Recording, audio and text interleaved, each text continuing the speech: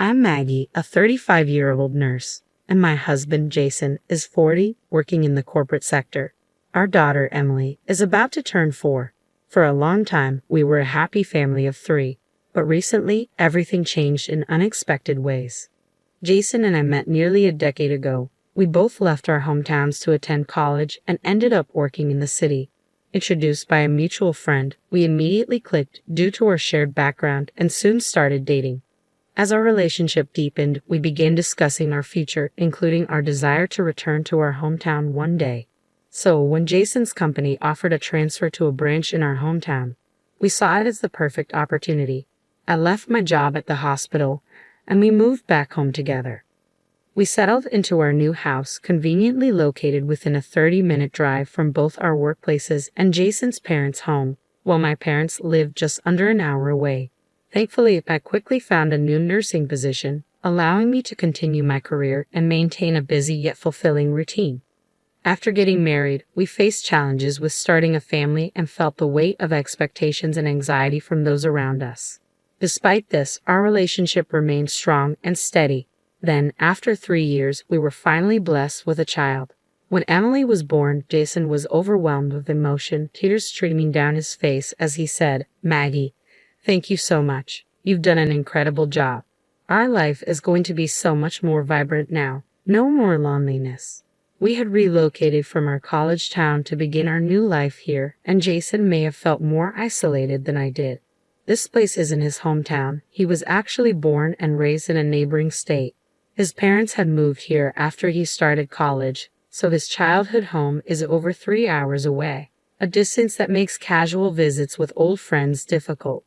Moreover, Jason had to give up his soccer hobby because he couldn't find any teammates here.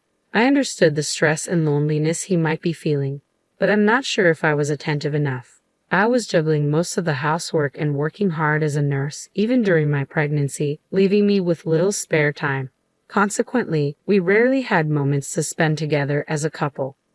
When we discussed our future, I realized that my well-intentioned efforts to ease his burden by taking on all the housework had backfired. Jason wanted us to share these responsibilities, but I had been refusing his offers to help, thinking it would be a burden to him. Reflecting on it now, it seems silly to have viewed it as a trouble. Jason is a social person, and by declining to help with chores, I unintentionally hindered his chances of making friends. To address this, I spoke with my boss about being exempt from night shifts for a while so we could spend more time together. I was prepared to change jobs if necessary, but my request was granted without much resistance. In our rural area, it's expected for women to handle housework and childcare, so mothers with young children are typically not required to work night shifts. Though I'm frustrated by these outdated norms, I try not to let it affect me too much. Jason faced teasing for being a modern dad just for taking Emily to her checkups and vaccinations, but we chose to ignore it. As Emily grew and began reaching new milestones, we celebrated each development together. 4 years passed in what felt like the blink of an eye. However, recently, I've become increasingly concerned. Jason's behavior has grown strange and distant. When I try to talk to him, he either ignores me or responds with short, disinterested answers. His enthusiasm for spending time with Emily has waned as well. He's been taking her to his parents' house more frequently and has stopped playing with her outside near our home. At first, I thought it was just my imagination, but the situation has only worsened. Jason has ceased doing any housework or helping with childcare and has been isolating himself in his room. He's been coming home late during the week and going out aimlessly on weekends. Emily has also become more reserved with him. I'm deeply concerned about the impact this is having on our daughter, but Jason seems unwilling to discuss what's going on. What should I do? This situation is not healthy for Emily, and I'm at a loss for how to address it. After much reflection, I decided to cut back on my working hours to focus more on housework and childcare, hoping that Jason might be too exhausted to contribute. As Emily grew, I gradually increased my hours and even started taking evening shifts. Although I discussed these changes with Jason, our opportunities for meaningful conversations have dwindled, and he might feel overwhelmed by the shift in our routine. I realized I needed to return to the routine of coming home early, enjoying family meals together, and spending quality time with my family, just as we used to. I spoke up and successfully switched back to daytime shifts. I've been putting in extra effort preparing meals from scratch instead of relying on pre-made options. But despite these changes, Jason's behavior hasn't improved. He doesn't initiate conversations and responds with disinterest when I try to talk to him, often avoiding eye contact. When I ask if he's tired or if something is troubling him, he simply replies, "Nothing in particular." As a result, I've stopped engaging more than necessary. Although I sense that something needs to be addressed, I'm at a loss for a solution. Now, Jason is about to take a long break from work. At his company, employees take turns taking about a week off after busy periods to use up their vacation days. I had hoped to use this time for a trip or some leisure activities with Emily, who has become more understanding. However, not wanting to add to Jason's stress, I decided against it. Instead, I suggested ways he might relieve his stress. "Do you have any plans for your upcoming time off?" I asked. "Nothing in particular," he responded. "How about visiting your old classmates or maybe going on a trip with your parents?" I proposed. "Yeah, maybe I will," he replied, sounding non-committal. On the day Jason was supposed to leave, he departed without a word. He returned a week later, and though I had no idea where he had been or who he had been with, his expression seemed somewhat lighter, which was a small relief. Since then, he has been spending more nights away, leaving on Friday nights and not returning until Monday, heading straight to work from wherever he goes.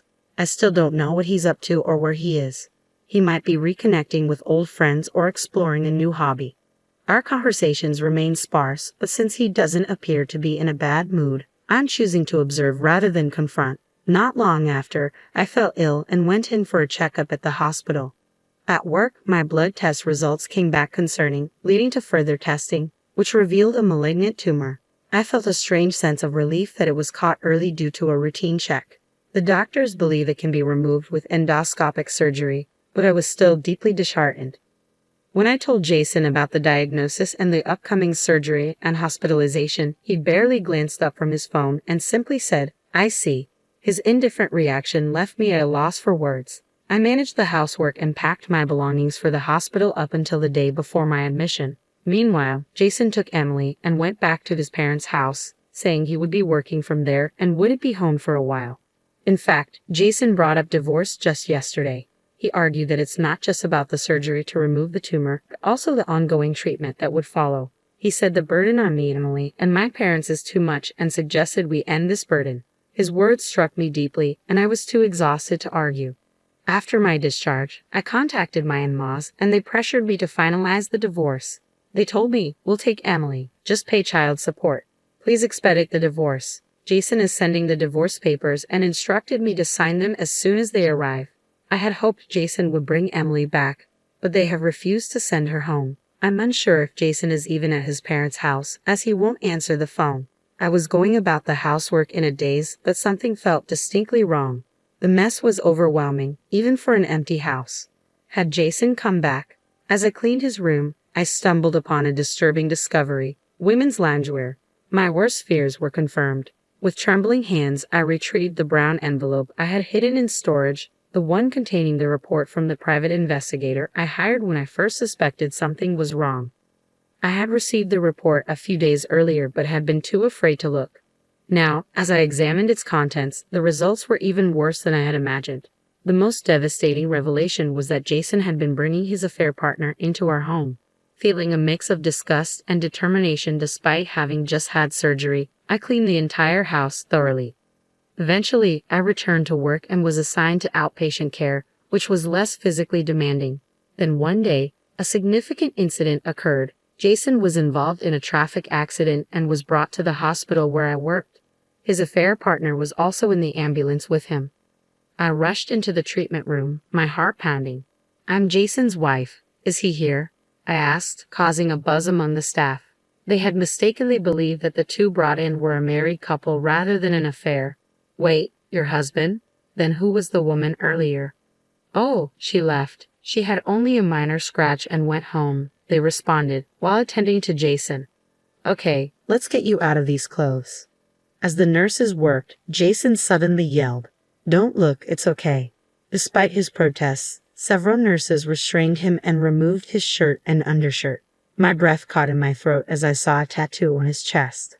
a heart pierced by an arrow with a woman's name. I was stunned, unable to believe what I was seeing. Leaving my husband, who was causing the commotion, I hurried out of the treatment room. I had confirmed that his condition wasn't life-threatening and wanted to avoid any further embarrassment. Jason was hospitalized with a broken clavicle and ribs. I got permission to go home and collect a change of clothes for him. A few hours later, I returned to his hospital room with his belongings, where I found him resting after treatment. My in-laws and daughter were also there. "Mommy, have you been good?" Emily asked. "Yes, I'm getting better," I replied, drawing strength from her concern. I informed my husband and in-laws that I needed to discuss something and asked a colleague to look after Emily. "I've decided to divorce Jason now," I announced. "What? At a time like this?" my mother-in-law protested. "It's better to address it sooner rather than later. I'll handle Emily," I said firmly. "What? Don't be ridiculous. We'll take care of Emily," she insisted. "Let me ask you this. Do you know where Emily likes to go the most? What vegetables she eats well? Her favorite character? You can't answer, can you? You haven't been spending time with her, have you? You've just been leaving everything to your parents, haven't you?" I handed the brown envelope to my father-in-law.